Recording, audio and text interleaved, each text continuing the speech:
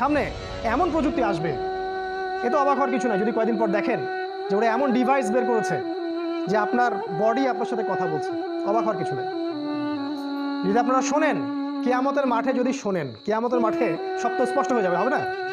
কিয়ামতের মাঠে যদি শোনেন এই করোনা ভাইরাসটা মানুষের সৃষ্টি করা ভাইরাস, অবাক হবেন না। আপনি অবাক হতে পারেন, আমি অবাক হব না। যদি আপনি শোনেন কিয়ামতের মাঠে এর পিছনে ওদের হাত আছে, আপনি অবাক হতে পারেন, আমি অবাক হব না। সামনে এমন প্রযুক্তি আসবে যা দিয়ে এই আকাশের মধ্যে, এখন টিভি দেখেন আপনারা, আসমানকে টিভি বানায় ফেলবে তারা।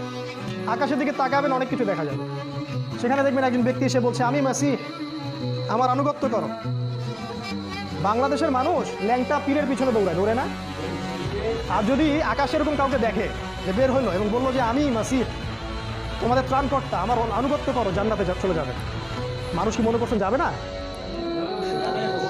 বহু মানুষ আছে সব এক চোখা মানে ভিতরের চোখটা অন্ধ। ভিতরের চোখটা কি খালি বাইরের চোখ দিয়ে দেখে। ওরা বিশ্বের মিডিয়া নিয়ন্ত্রণ করছে। সামনে এমন প্রযুক্তি আসবে যে প্রযুক্তিগুলো আপনাদের কল্পনার বাইরে।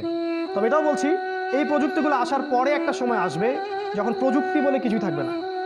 কোনো স্মার্টফোন, কোনো ইলেকট্রিসিটি, কোনো ওই যে আপনার ল্যাপটপ, ইন্টারনেট কিছুই থাকবে না, সব ডিস্ট্রয়েড হয়ে যাবে।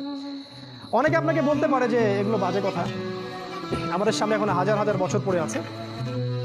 আমরা তাদের সামনে শুধু এতটুকু বলি যে জাস্ট ওয়েট অ্যান্ড সি, অপেক্ষা করেন আর দেখেন, তর্ক করেন।